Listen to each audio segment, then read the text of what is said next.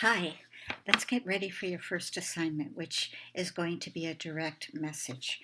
And all the information about writing a direct message you'll find in Chapter 6 of your textbook Business Communication. So, we're going to be writing a memo about payroll time cards. When would you use the direct approach? Well, first, when it's good news. People like to get good news. They like it in the first paragraph, so give it to them, upfront and personal.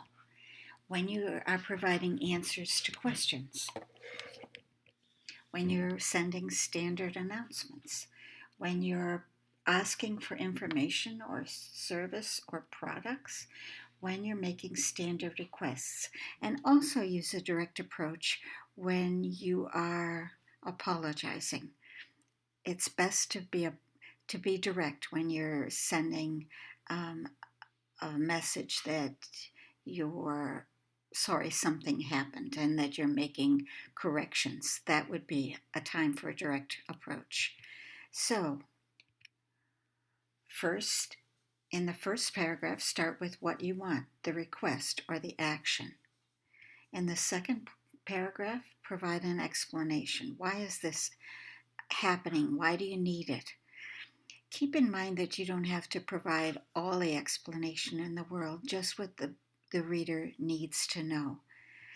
If you need to support that with any information, use indented vertical lists, bulleted lists. People read bulleted lists and they break up the text. They make a page look less text heavy, and they're easier to read and remember. And end with your contact information, or perhaps a repetition of the request, and the end date, the date that you need the action or the request fulfilled. The textbook tells you that you should make every effort to be clear and specific. And remember that your reader is busy and that they're taking time out of their day to read your memo or email. And sometimes they can't take time out of their day to read your memo or their email. So it's important that you provide them with every clue possible so that they can get the message as quickly as possible. So maybe you want to put your message, your request, your due date, and your contact information actually in the title of your email message, so that if they don't read it right away, they'll be able to find it when they need it. Add a deadline.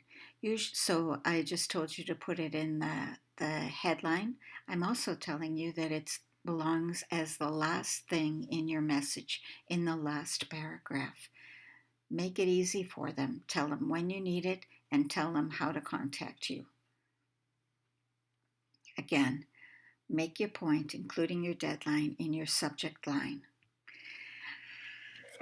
There's a sample on page 181 of a direct message, but it's a sample of a press release, and what we're going to be doing is a memo. And so at the end of this presentation, I'll show you how to set one up.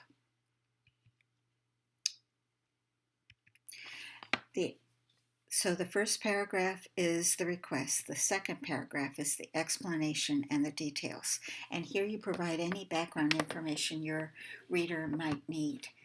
But don't overwhelm them with all the information you know. Chances are good you need a lot more than they need.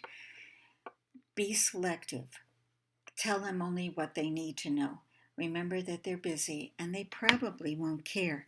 In fact, I read a business communication book that said that there are 3 ugly truths about business communication. First, many of your readers won't actually read what you send. Isn't that terrible? But it's true. Think about your life.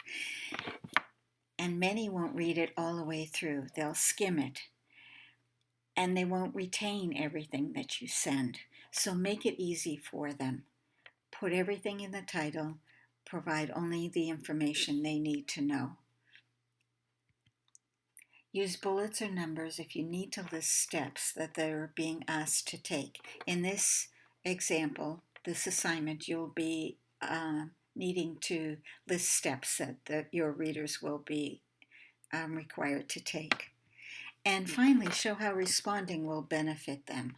This is part of what most business communication texts call you attitude. Tell them what's in it for them. They'll be more likely to comply if there's a reason for them, something personal that makes them want to comply. In your friendly close, which is the final paragraph, repeat your point. What do you want? When do you want it? And how best to contact you. And also consider using your close as a way to build your team. Express gratitude.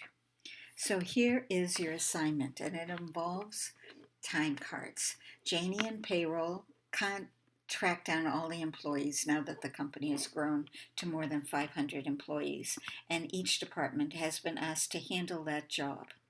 So that job has come to you.